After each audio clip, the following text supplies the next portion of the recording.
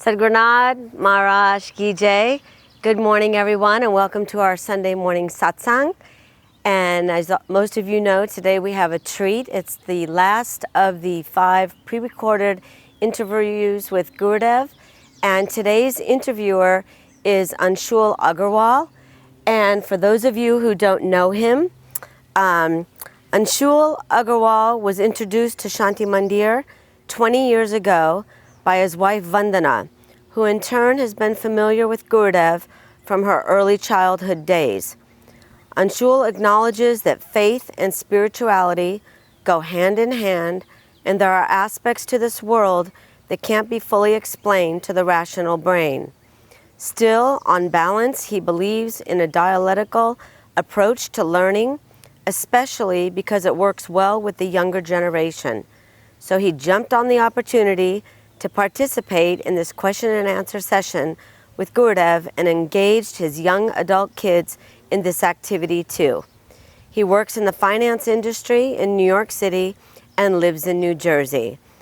So all of you are welcome to become comfortable in your posture, and we will share with you now the video interview with Gurudev and Anshul Agarwal.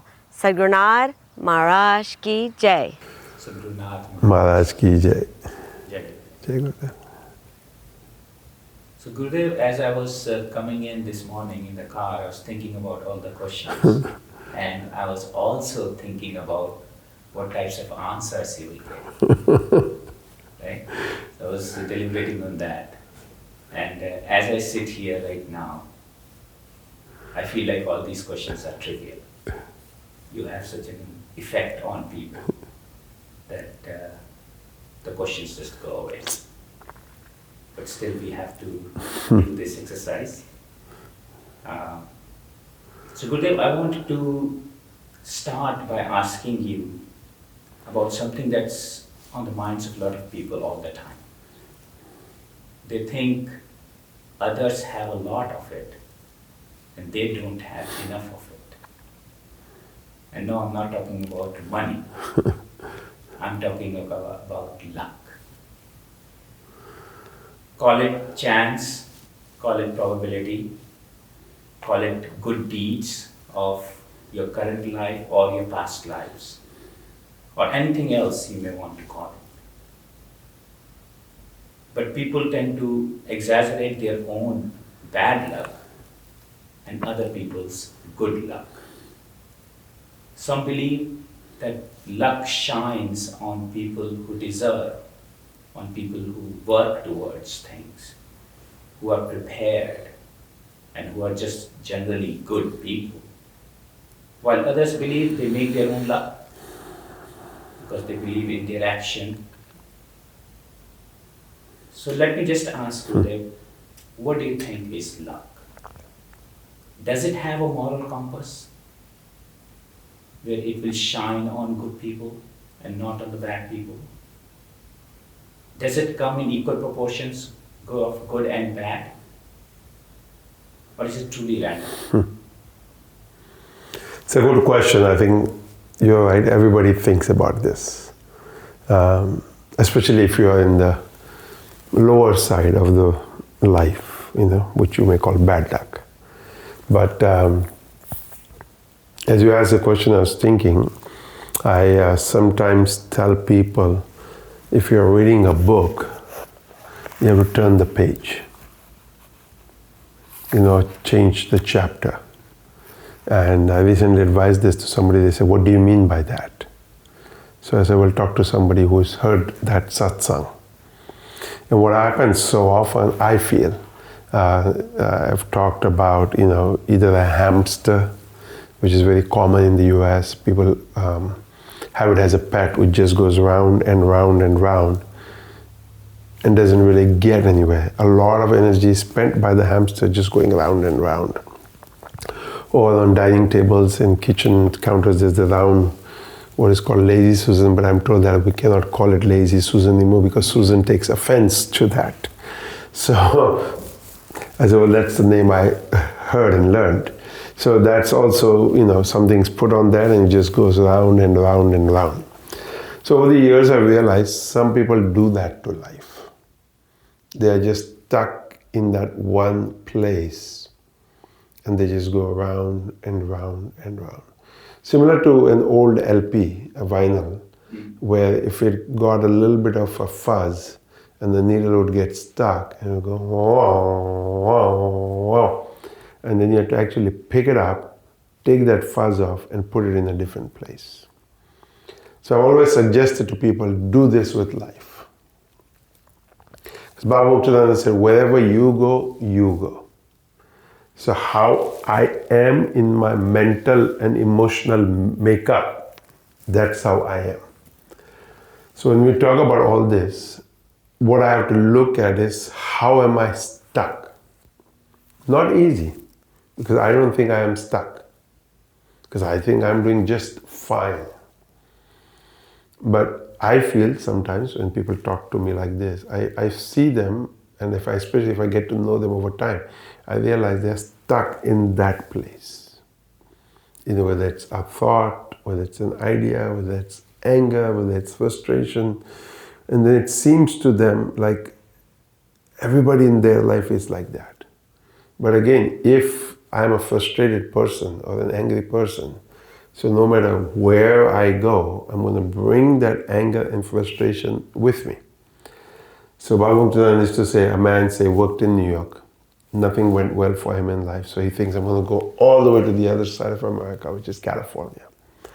So he starts driving, and when he's driving, in front of him is another car. So he sees this car, stops at every gas station, stops at every place he stops at. And so he goes up and he says, who are you? And he says, I'm your luck, if we want to call that word. And so he says, then where are you going? He says, wherever you go, I'll be there to welcome you. So it's like if you are in New York, you're a certain way, you're going to go to California, it's going to be the same way, because that who I am as a nature, as a swabhava, is there proceeding to welcome me. So the thing to think about is, how can I change myself? Say in a husband-wife relationship, the wife feels you are this way, you feel the wife is that way. So you are stuck on the idea that you are right. She is stuck on the idea that she is right. And it may not be that either is right or wrong, but she's always Mrs. Right. she's always Mrs. Right. So I tell people, how it is, like we're sitting on the sofa and sometimes you need to adjust a little bit to sit better. So I think that's how I look at life. That sometimes I need to just, how is my position? Now you work the markets. So in the markets, you look at position. You look at where am I placed? Should I buy? Should I sell? Should I dump? Whatever the words are in your trade. But like you are constantly taking decisions. And so we need to do the same with life. We need to become alert and aware. What we tend to do is I wake up the same person every single day. The frustrated, the angry. Why not wake up as a happy person? Why not wake up as a loving person? Why not wake up as a kind person? So I had a bad day yesterday. I'm frustrated, I'm upset, I'm all that. But then I have to wake up in the morning like, no, that was yesterday. I tell people, in the ashram in Magod, we have 100+ children who study with us. A child sometimes comes and says, I don't want to live here anymore, I want to go back home. Or somebody who's been working with you for a while is, not behaving well. So you are upset with them. But then you have to wake up the next morning and you think, instead of going back and getting upset back at them, you think, okay, how can we address this situation, whether it's a young child, whether it's a middle-aged person, whether it's an elderly person, so that the situation is better both ways, the ashram and the individual also. But what we tend to do, we tend to punish either ourselves or the other for the situation we were in yesterday. And sometimes I tell people, even in a conversation, be quiet sometimes. Somebody's telling you you're a fool, you're an idiot, you're stupid, you're this, you're that, you're a donkey. Now we want to react to that and say, I'm not a donkey. I tell people, just look at yourself and you'll see you're not a donkey. You don't need to announce that. So if you're quiet, then if we believe that that was from a past lifetime, that individual had to say all these things to you because you said that to them before. If we believe in incarnation and karma, then it's like, it's okay. They have said it. You have not accepted that that's who you are or that's how you are. But what we tend to do is we turn the gas up. So now we call them a bigger fool. You say, okay, if I'm a fool, then you're a bigger fool. If I'm a donkey, you're a double donkey. Whatever, however, so instead of like cutting it right then and there. So then the cycle continues. So what we call good luck, bad luck, and all of this is just a cycle that we constantly create in our mind. So you have to sometimes step out, pause for a moment and look at what you have created or what you are creating. I think of that with my own life, I find myself in a situation and then I can just either repeat that cycle in my mind again and again and again and again and think that's what's happening. Or I can just stop and say, no, I got to get out of this. And that's what I think happens to people. They get into a rut. It's like a car, when you talk about a rut, it's stuck. Now, the more you rev the car, the wheel sinks deeper into the sand or into the mud. So sometimes you have to pause. You need a friend who will push it forward or backwards, or you can learn how to do it. So you can go backwards and forwards and get out of that hole. Easy in a car or in a machine, but not so easy in life. To realize that first of all, I am stuck and I'm just digging the hole, going deeper. And sometimes a friend might come along and say, stop. And then, but you're already so then whom should I blame is the thought I have. I ask myself, okay, my karma, my whatever we want to call it, destiny brought and got me stuck here. And sometimes I feel we can even see that, that's, mud or sand or whatever. If I go there, I could get stuck. But we want to take a chance that maybe I won't get stuck. Even though somewhere within the conscience, the voice is telling you, don't. But that ego of the individual says, why not? Who is to stop me? So this, I find, is the whole cycle of life.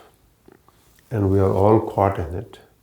The wise ones realize and they stop this entire cycle and just... So I don't technically think that luck shines more on some and less on some. Or, if we want to look at that with good and bad, as you asked, sometimes you'll see the person doing bad is also doing well in life. So then sometimes people wonder, is God not seeing? Is whoever is there not seeing? But in stories that we have read in satsang, a person comes into life with, let's say, luck, with fortune. Now it is up to him or her as the individual to decide how he uses that fortune. Either he uses that fortune to make more fortune, or he uses that fortune to spend it away, but not really gain anything for themselves or for others.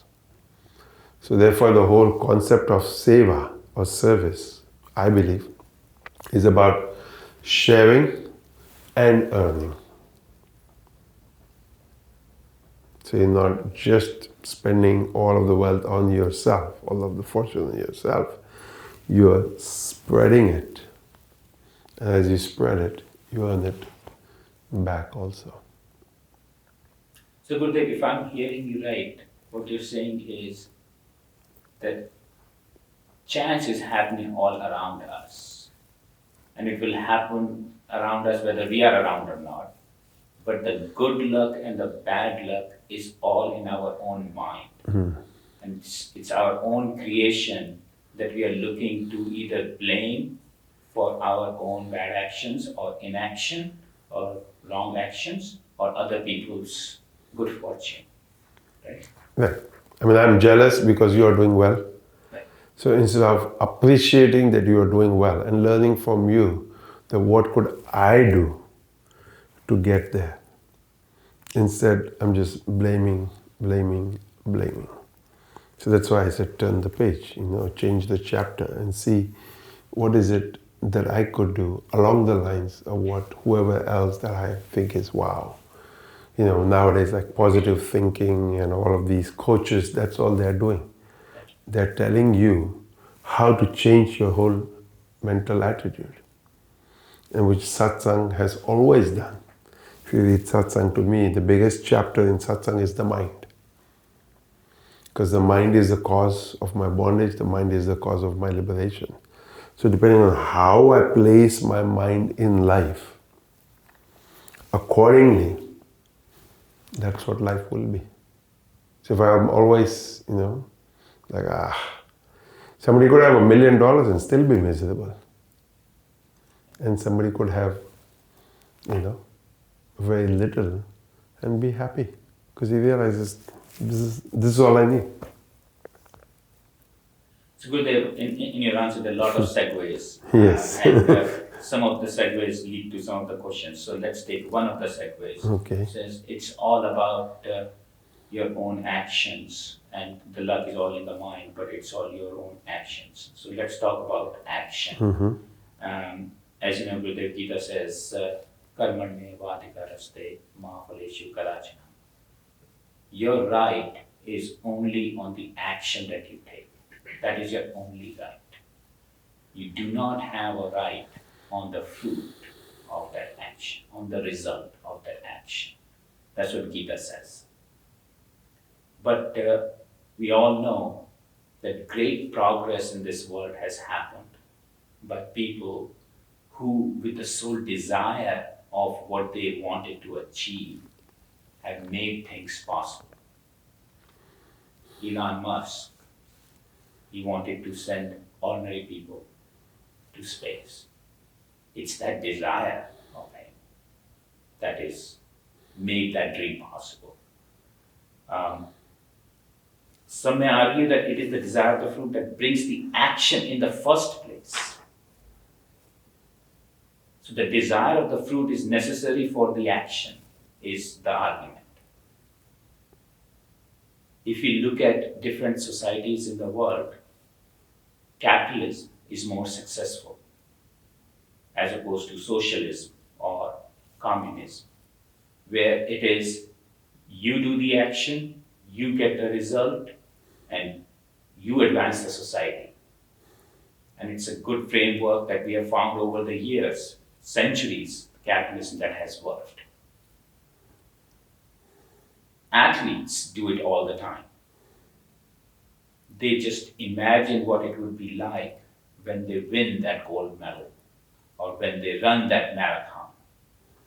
And the thought of that, the constant repetitive thought of that, is what forces them to continuously work hard in order to achieve that goal.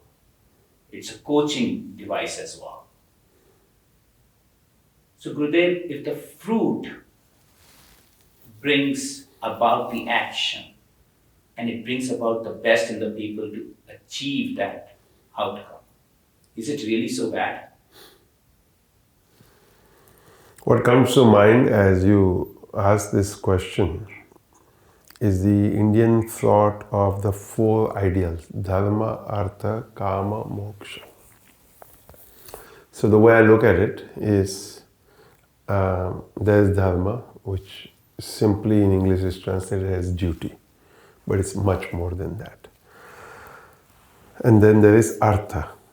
Artha is wealth, the means, which is what you're talking about. So the way I look at it is artha is tied to dharma, or the right way, the right conduct. Kama, which is desire, is tied to moksha, to freedom. So when I think about this in my life, I think, okay, wealth is a necessary aspect of life.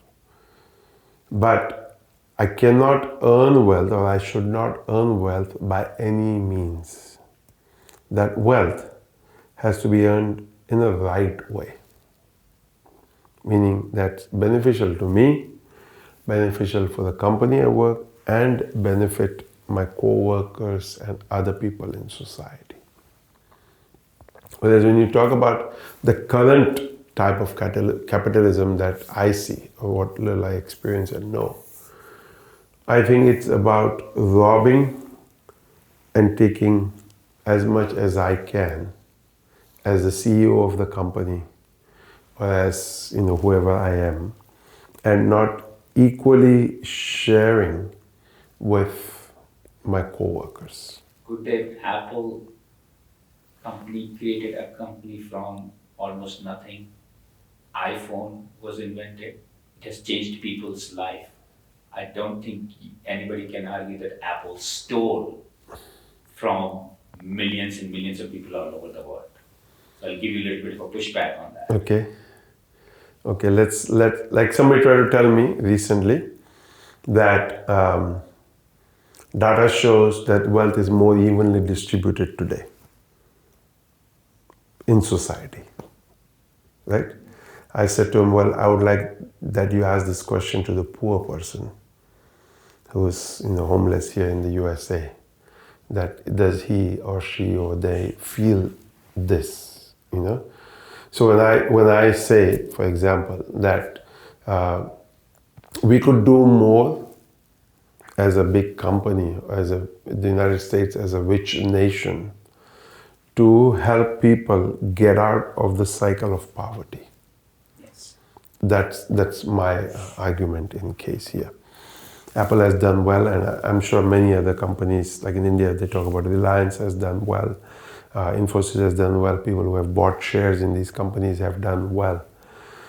But what I want to say is that whether it is the big guys of these companies, of these countries, or the people in these big posts, we need to look at how we can share the wealth. The way I'll express is, in the ashram we try that somebody who works with us, do they have a good home?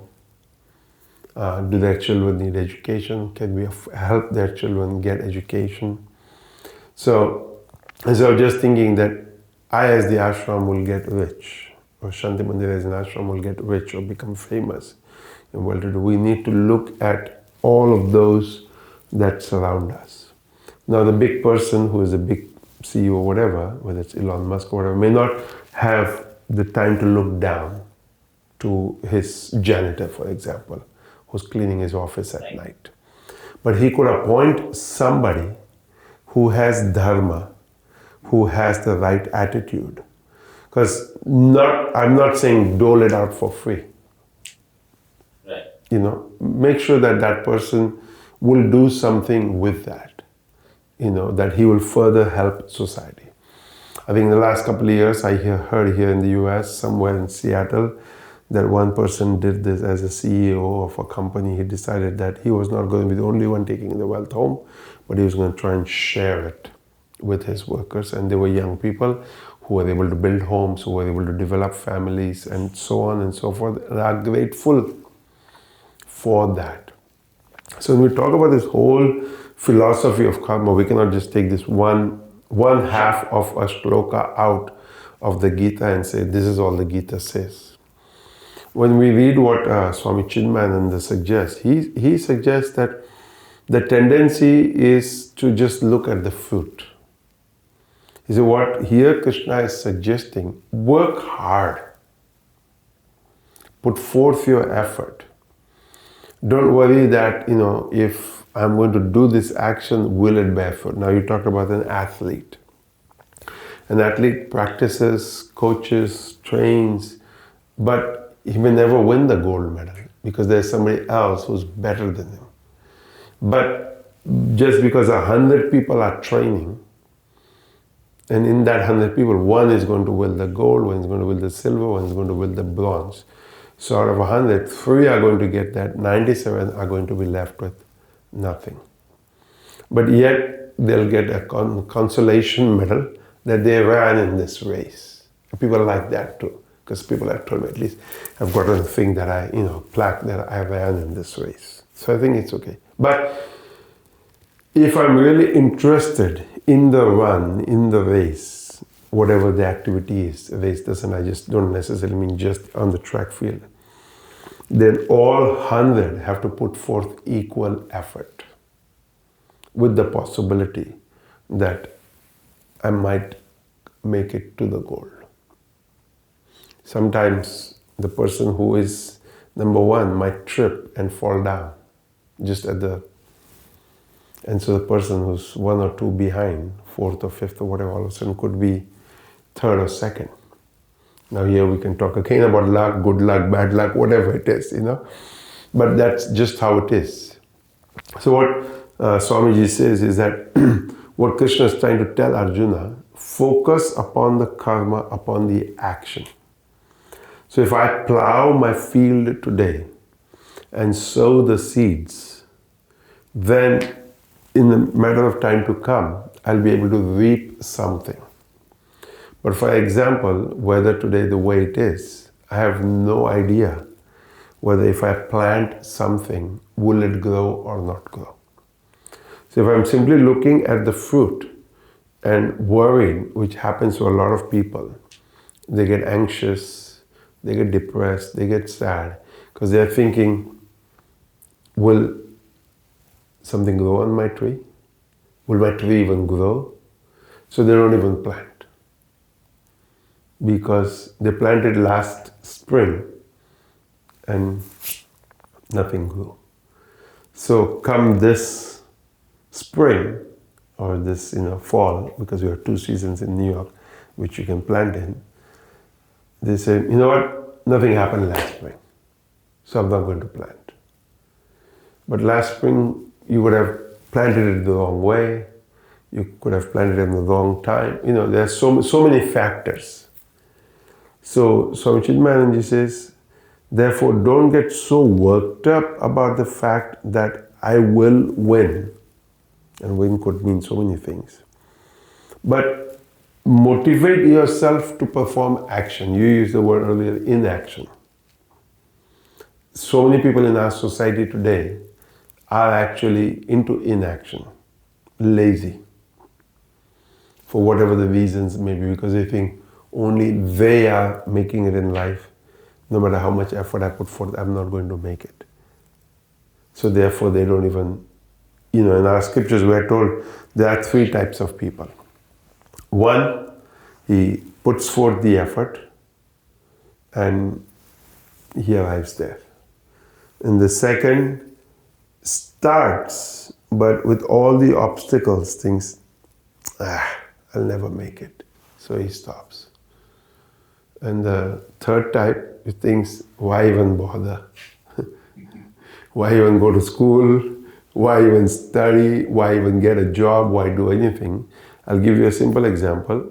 From years ago, an Indian lady who lived here in New Jersey used to get $500 from the welfare to take care of her children. So when the children grew up, she decided, chalo, I'll go start working. So when she started working, she was only making $450. So she said, it's better I do nothing and get 500 than work and get 450. So I try to encourage that at least you are putting forth effort and getting 450 today. And I'm sure that as you keep putting forth effort, you'll do better.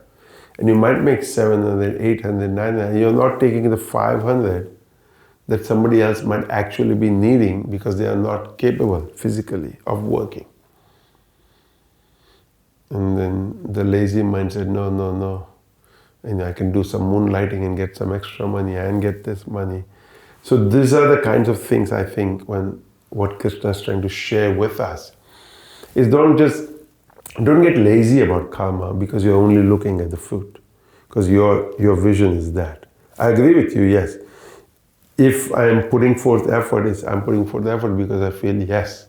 Like for example, from my giving a talk or my sharing my thoughts, I think, okay, somebody will benefit. I'm benefiting, of course. I feel that any kind of conversation like this, I have thought about it, I am thinking about it, I will think about it. So any conversation we have now, then I'll think, oh, how could I have expressed it better or clearer? So next time somebody asks this same question, which has been asked umpteen times, not just to me, but to many Swamijis and many people, that why should I not worry about the fruit? Fruit is a natural outcome, I think. If I plant a tree, I'm going to get a flower, and the flower will become a fruit. But I have to first plant the tree. If I don't plant the tree, if I don't dig the hole, if I don't do all of that, I can imagine, like in the Indian story of Sheikh Chilli, the imagination, and then that pot of ghee falls, and then his whole imagination is finished. So I feel that, what is the English term? I have to think of it. Like people are creating castles in the air. And these are the kinds of things I would say that Krishna is telling Arjuna, don't build castles in the air. Think at what is real, what is possible, what can be done. And the thing is, how can we share the goodness? And that, I think, again, to me is the thrust I often think when tell people. When I'm doing karma, my karma has to be such that I am benefiting, yes, but along with me, many others have to benefit. So we have to be like the tree in this situation. The person who's going to cut the tree comes and sits under it, eats the fruit from the tree, and the tree might even know or have some understanding that this person is going to cut in a few minutes. But tree still gives the fruit, gives the shade, gives the rest to that individual. All this philosophy of karma, in my mind, teaches us this, to become indifferent. So wealth, you earn it with the right attitude. And desire, whether it's the fruit of your action or whatever, has to be towards freedom, towards moksha. So I'm not getting caught. Neither is my family and friends getting caught. But we're doing the right thing. And the way I think about this, I tell people is, at night I go to sleep. I sleep peacefully. I wake up in the morning, I wake up peacefully. I wake up happy. That to me is the criteria upon which you base your whole question of karmanyeva adhikaraste ma phalestu kadachana. And then the second part, of course, always also talk about that there should be no attachment to inaction. So, while it tells you about not being attached to the food, but it also says, but also don't become inactive. So perform karma, whatever it is that your work is, like driving to work every day, showing up at the office on time, doing all of the things necessary throughout the day, getting back home, doing whatever is needed there, and then there's the next day. So one young girl years ago in Boston told me, Daddy pays the bills from Monday to Friday. Then I said, what about Saturday and Sunday? She said, he doesn't go to work. So according to her, Daddy only paid the Monday to Friday bill. She was only a 5 or 7 year old child. So I said, then who pays Saturday and Sunday? And she was like appalled that, yeah, you're right. Who pays Saturday and Sunday? So whatever karma I'm doing is bearing fruit even on Saturday and Sunday when I'm not technically doing anything according to the child. But I'm still paying the bills on Saturday and Sunday. So it is not that I'm only going to get fruits when I'm performing my karma. Karma is a cycle and it will continue. The non-attachment, like in Indian tradition, again, as Swami Chinmayananda in many places talk, we misunderstand this whole concept. And so we think, Jane do na, let it go. He's saying that that's not the attitude. We have to put forth effort. We have to believe in the effort. But yet we cannot get caught in the outcome. So it's all about the action, and you should be discouraged from that action about the possibility of not even getting the fruit. I think that's really Exactly. Okay, Gurudev. So actually, next question comes from Abhishek.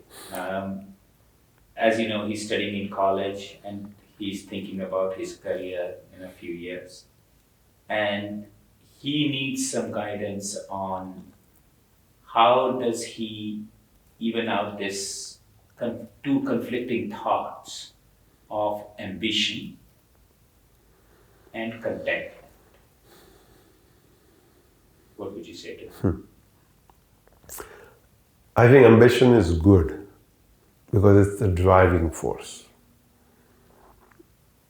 But you don't have to think that I want to be the best in the world. I want to be the biggest in the world. I think that is where we get a little bit lost or mixed up. Because they think, I'm going to be the only one. Like when you talked earlier about Apple, and people say Apple wants, or any company wants, that they're the only company providing that particular service to the world. But that's not going to happen. Because there's somebody who will want an orange, who will want a grapefruit, who might want a kiwi, because they just don't like Apple. Blackberry. Blackberry. So, so that's, if we can understand that, what I want to be is the best of myself. So, okay, for me as Swami Nityananda, I think, how can Swami Nityananda be the best? But as Swami Nityananda, not competing with another Swami or another Guru or another person giving a lecture. Because each one of us will have our own flavor of beauty. But I, as the individual, the ambition in myself is to be my best. Whether it is as a brother, whether it is as a sister, whether it is as a husband, whether it is as a wife, whether it is as the leader of the team, whatever it is that we are doing. And that should be the ambition. Limited to my individual self to be my best every single day, especially on the day I don't want to be my best. And so, contentment has to always be the main, how would I say, like carrot hanging in front. Not ambition is the carrot. Not You're saying contentment is the carrot. Correct. Same, like I just said earlier, It's like when I go to sleep at night, I want to feel content that I did a good job today. Because each day we have to take decisions, small, minor, big, large, however we want to see it. So those decisions again have to be based on Dharma. Like it has to be the right decision. Even if I might feel, It's like when you're driving on the freeway, somebody wants to cut in. Now, you have a choice of not allowing them to cut in. But then you just say, 30 seconds. But also don't make it where you come to a standstill and you're just allowing everybody to cut in. You can't do that because you'll never arrive at your destination and everybody will always be cutting in. So you have to be wise in that moment. Maybe one can cut in, two can cut in, but when the third comes in, you have to say, no, I also need to go. And I think this is sort of the confusion people sometimes think about, being nice, pleasing everybody. And so it's the balance that one has to find. That there is the drive, but then the main thing is to be content. Whereas today we are, just drive. And so therefore people have stress, people have depression, because people don't know when to stop, when to pause, when to take a break. So when I study the scriptures, when I read, I feel that they are telling me to be my best. So best in the modern terms, okay, if we talk about it as ambition.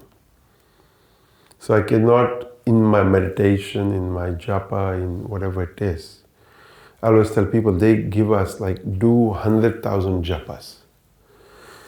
Somebody might go, 100,000? That's a lot. But they know if they say 100,000, that somebody might do 10,000. Somebody might do 100,000, some people do. But at least a normal person will think, okay, you know what, I can do 10,000. Like different Swamijis say, get up in the morning and at least on one page write your mantra and do one mala. So somebody might say, I may not do both, I'll only do one. So people are always saying, why are we being stretched? And I think it's because we are being stretched because nature, the great people already know, that person is not going to go perform his maximum.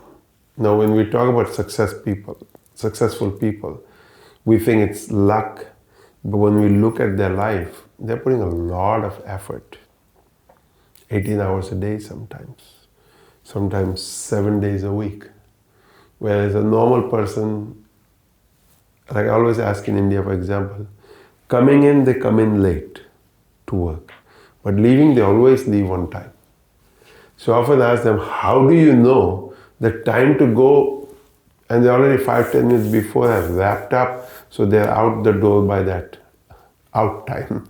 But coming in, it's like, we got stuck in traffic, we couldn't find a rickshaw, or there was no water, or there was no electricity, whatever the reasons are for their 15-20 minute delay. But departure is always on time. And so that means they're not stupid or not buddhu. The smartness is there.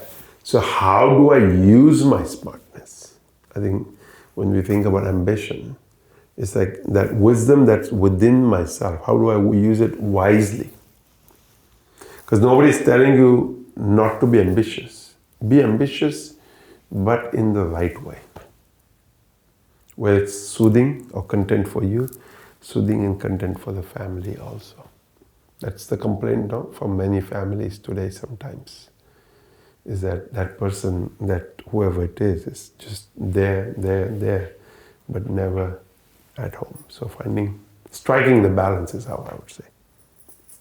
There will certainly be times when you are working, as you said, 18 hours a day, right? And then other people might be, oh, he's just there, never here. But still you have to find that balance. Yes. So, Gurudev, as you are giving advice on what young people should do, obviously the dhyan and mantras, meditation, chanting, everyone benefits from. And everybody should do, including me, and I don't do, and I feel guilty, but I should do.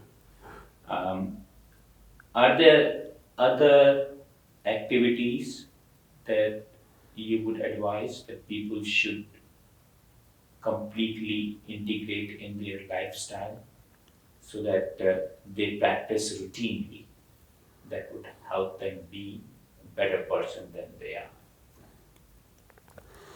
I would advise one, that you find time every day to sit quietly.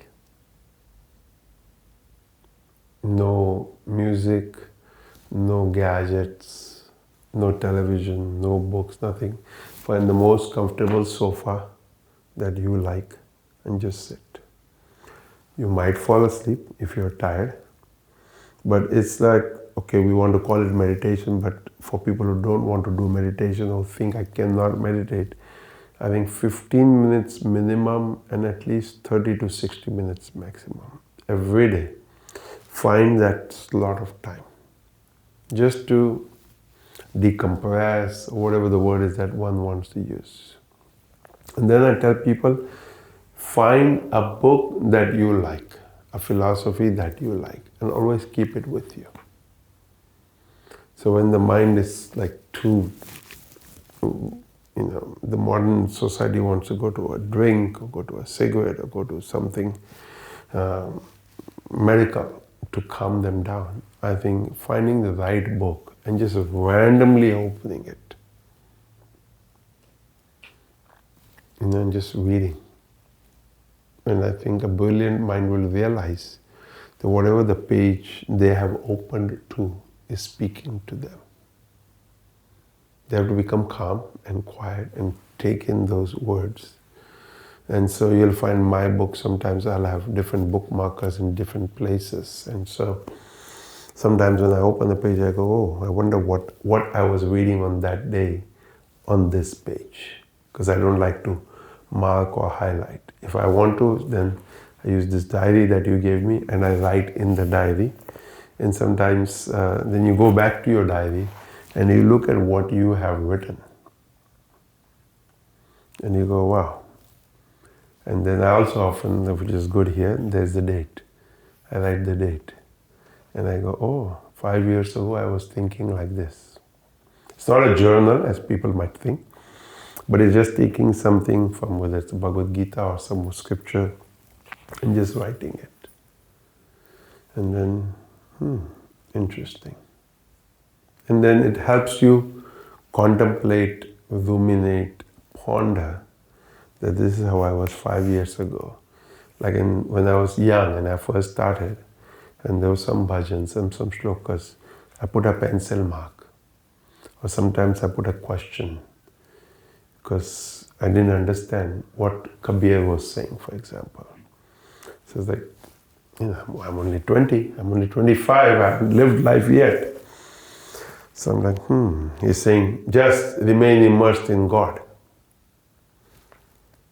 At that young age, you think, how can I just remain immersed in God? I want to play cricket or play baseball or play basketball. I want to go with my friends. Like young people today will say, I want to go party. Not that I did those things, but, so over time you realize what the poet saint is saying is, let the mind stay focused in God as you perform your activities. So slowly, that sense of detachment, of freedom from attachment will happen, because greater thoughts will come into your mind. Why young people are stressed out today is they are not looking at the big aspect of life. They're only looking at, small gains. Now, in this moment. Because what we are taught is that what is worldly pleasure? Worldly pleasure is I'm enjoying it, I'm having fun now, and then tomorrow I'm tired. And then again I'll rest, I'll get myself ready, and more worldly pleasures. And then I might fall sick, I might have, issues, etc., etc. So what the sage is talking to us about is look at pleasure, there's nothing wrong, but look at long-term pleasure. Pleasure that will always give you pleasure, but not sickness, not a problem. So in these 15-30 minutes of sitting, when I sit quietly, I'm really doing a self-assessment, what we call swadhyaya. I'm self-study. I'm looking at things that bother me, things I don't like, things I like, things I do well. So it's not like I'll wake up tomorrow and say, okay, I'm not going to do that because it doesn't, sit with my system. But it will be some months, some years later when somebody looks at it and goes, oh, you have changed. And you go, oh, I have. You don't even realize because you are living with yourself every single day. But somebody who meets you after a few years says, oh, you don't get angry, you don't look upset, you look at peace. Your energy has changed, or your thinking has changed. And I think that's wonderful. It's wonderful that, a natural shift or change has taken place. And that's really, to me, what all this is about. That we have this conversation now, and then we'll meet some months or a year later. I'll ponder over our conversation, you'll ponder over the conversation, others who will have heard it, they'll ponder over it, there'll be more questions. You'll have conversations at home, you'll have conversations with friends. And so, we can't end this conversation now, we have to keep going over it. And as we keep going in our own minds, with others, and I think that for young people, instead of being like so worked up about it, you have to be a little bit relaxed. I'm not saying I'm right, I'm not saying you're right. I'm just saying it's an option, it's an idea, it's a possibility. So I tell people it's like having windows on all sides of your house. You can have an eastern view, you can have a western view, you can have a northern view, you can have a southern view. And all four views are different. Not one is good or bad. One may be the ocean, one may be the mountain, one may be blank, nothing. One may be trees. So on different days, I like different views. Like the house here in Walden, we have 13 sides and I have 11 windows. And the structural engineer said, we need 2 walls just to hold the roof up. Because I said, let's have windows everywhere. He said, no, we need 2 walls. So I said, okay. Otherwise, I got as many windows as I could. Just with this idea that, I can have a complete view. And I like it. Because I think it's nice. You can stand at a different window each day. It's one property, one Shanti Mandir Walden. It's one building, but that one building has all these views. And still one person. And still one person, right. And I think that's what we need to do with life. What we do is we get stuck. I'm an Indian, I'm an engineer, or I'm a Swami, I'm a market person, and whatever it is I am, I'm a doctor. And we just get, suffocated by that. So one of the things I have done to myself, even being Swami Nityananda since I was 18 years old, I think I have to be the human I am. So sometimes in the ashram in India, somebody brings a motorcycle, I take a ride till I can. Not on a wet day, on a dry day. Somebody brings a car that looks interesting, I take a drive. I tell our cooks to make our food interesting.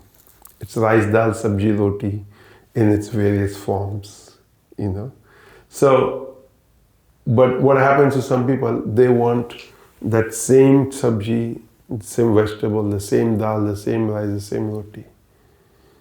It's okay, I don't think there's anything wrong with it, but I think it gets boring. So I'm not saying like start eating the wrong things or things that don't suit your nature, but the same thing, create flavor. So I tell people in America, there's Baskin Robbins with 31 flavors, I think it is, right? Mm-hmm. Or 21 or 31? 31. 31, right? So I'm always go in and say, give me strawberry. Well, some days maybe try raspberry. Why not? Try mango. But like the stuck-up person, he'll always go in and he'll say, give me the usual. And I say, why? When nature has given us, it's a windy day, it's a snowy day, it's a wet day, it's a sunny day, it's just a cloudy day. So I have learned over time, rather than thinking, oh my God, I get depressed on these days. I think, no, I must enjoy. This is the flavor today that nature has decided to present us, This is the window. This is the option. But we say, no, I just like it sunny. Like people who live on the East Coast, they say, I love it here because we have so many seasons. And there are people who come from the tropical California side. They're like, I like my sun 350 days a year. They don't want any change. But I, over time, have learned that change is good. Change is exciting. Change is wonderful. So I apply this to myself every single day. That every day I wake up, I want to be a little bit better today than I was yesterday. I want to be a little bit nicer, a little bit kinder, a little bit loving, a little bit, I tell people even a millimeter, it's too small, but the possibility exists.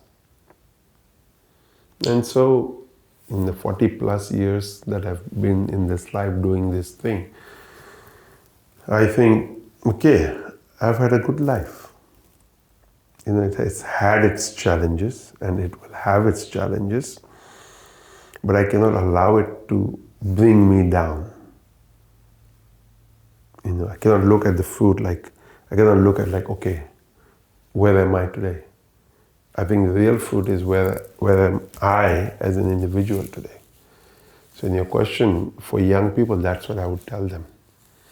Think of how am I? When the scripture tells us to ask, who am I would say, ask yourself, how am I?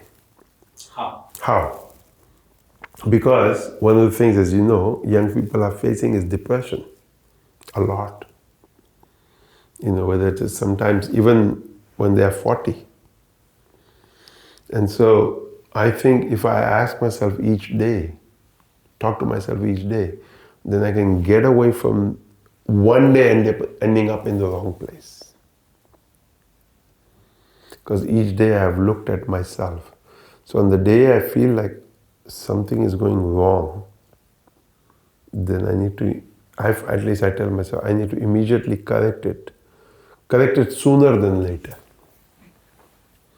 Because what I feel in a way society has done today is it allows it to go for too long. So the example that comes to mind, which I often share, is like flying a kite. So when you fly a kite, you have to sometimes, in India, they say, dheel de, like let the kite go, let it catch the wind. But sometimes when it has caught the wind, then you need to hold it tight and just guide it a little bit here and there. And sometimes you have to pull it back because it's going too far. So I think this is the challenge in life. When do I let loose? When do I pull back? And when do I hold? So each day of life, for a young person, all he wants to do is let loose, which to him or her, to the child, is freedom. Means there are no limitations. But life doesn't work that way. Life has its, regulations, we could call it. On days, okay, you can be a free person. On days, no, like if you have meetings, you have to know that this is done, I've got to go to the next one, and then some days you realize that I've gone too far, I need to pull back. I need to just, and that's when the 15-minute meditation helps, because it's like, okay, how much do I pull back? Just take a moment. In this moment, I have to come to the reasons, understanding to say, okay. And it can be in speech, it can be in looking, it can be in food, it can be in interactions. Because we are constantly at work as a human being. Brain is constant. Yeah. We're doing something or the other is always happening. Huh? Even when I'm sleeping, or even when I'm meditating, I'm still thinking. So Gurudev, if I hear you, your advice is spend some time in quietness, 10-15 minutes, without any distractions, just contemplate. Right? Maybe potentially have a book to read, just naturally find anything, read, and whatever thoughts come, maybe write somewhere or maybe there, and then look back at it over a period of time as a way to somewhat gauge what you were thinking back then and how you're thinking now. And I guess your other advice is to have variety of life, different aspects of life, variety of thought, just variety in general. Don't get stuck in a rut, and find a way to balance when to let go and when to pull back. Like swadhyay. Right? So Gurudev, so you during this course you mentioned a lot about yourself. You mentioned yourself a lot, right? How you mentioned how you were a child and became independent man and all. But now I want to talk to you as a person who is a founder of this diverse international organization. We have Shanti Mandir in Magod, we have places here in South America, wherever. And I'm sure it originally started as just purely funded by donations from charity, and now over the years I've seen how you have tried to create a stream of income of its own to become a little bit self-reliant. So you must have applied a lot of management principles, if you like, instinctively. So what I would like you to shed light on is, as you reflect on where you were back then when you started this and where you are right now, what management learnings you have had that you would say as something that young and youth should try to learn from? I would say the most important thing is to always be good. You know, that as much as we are driven by success or by ambition or the fruits of our actions, we cannot become selfish. We cannot become small-minded, which is what I sometimes find people sometimes doing. You know, it's like, I'm just worrying for me. And I always tell people, our scriptures tell us, Sarve bhavantu sukhina. May all beings be content. So while I would like that Shanti Mandir does well, but then I have to think of that all of the components of Shanti Mandir and all of the people in all of the various ways that support Shanti Mandir also do well.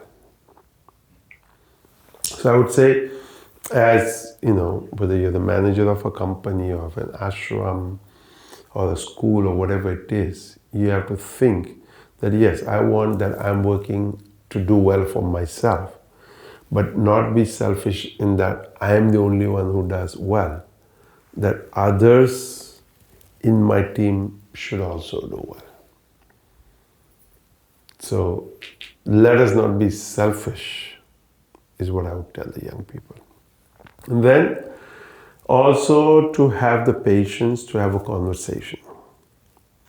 Because I find often that as a human being, we want somewhere to go and whatever, the sukh dukh as we say, to share with someone we like, someone we trust. And they have come to you because somewhere within themselves they feel that you are a good human being. So don't disturb that trust that that individual has in you. They have not come to you as a brother or as a friend or whatever. They just somewhere within their heart feel that he or she or they, whoever it is a good person. So I think when you are running a place or managing a place, you are as much a therapist also unknown to yourself. And so I share that somewhere, someday, some therapist who's famous listens to a lady who's thinking of committing suicide, and 30, 40 minutes they have conversation, and then one day he meets her and he says, which one of my advice or suggestions did you like the most that you didn't commit suicide? She said, the fact that you just listened to me. So 45 minutes of listening that you did, that was the best thing. So he was, of course, shocked as a therapist that you mean nothing that I said made any sense? Of course not, because she or he or whoever it is so frustrated in their own head. They are not listening to what you are saying. And in that moment, I think that what that person wants is just love. So there's a picture of Bhagavan Nityananda where he's holding his hands like that. So some people say, I feel like he's holding me. It's just a picture of him with his hands, but this is the observation they have, that he's holding me. And that is, he's holding me, he's just giving me love. Like a little child, when it goes to the arms of its mother especially, and maybe its father. But it's like as soon as the mother holds it, the child is relieved. The mother is not feeding the child, the mother is not doing anything, but just the fact that the child has come to a place where it feels comfortable. So I think we, as humans, need to provide this also. And again, I would say that in our society, this is missing today. You will notice all our ashrams, most of our buildings have porches or verandas. And there are chairs, there are benches. And I tell people that it's necessary to sit there. Because maybe I'm just looking out at nature. Maybe two friends are just sitting there, not saying a word, having tea or water or coffee or whatever, and 30 minutes later they're feeling good. Because they've just sat with each other. But what we do today, our 30 minutes are up. I don't have time now. Because pain does not come at, a given time. Like it's 10 a.m., I have pain. So now I need therapy. No. My mind is upset when it's upset. I cannot tell my mind, no, it's 10 o'clock in the morning. It's, too early to get upset. Let's wait till 4 p.m.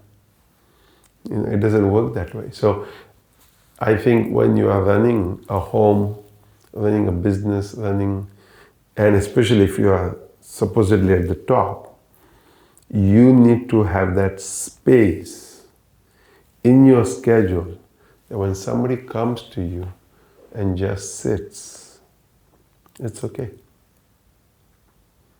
So one of the simple suggestions I give people, everybody has a phone, everybody has a laptop. So go to your contacts sometimes and just randomly, and the name comes up, Anshul Agarwal. Call that person.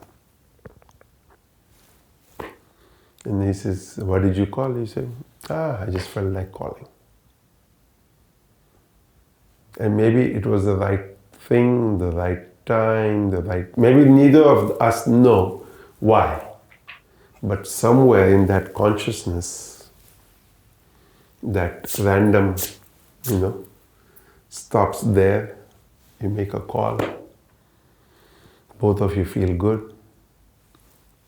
And there's no reason as such. And technically, what did I lose? Nothing. So I tell people, these are all the things to do when you don't feel like working. So I have a project, but I don't know what to do with it.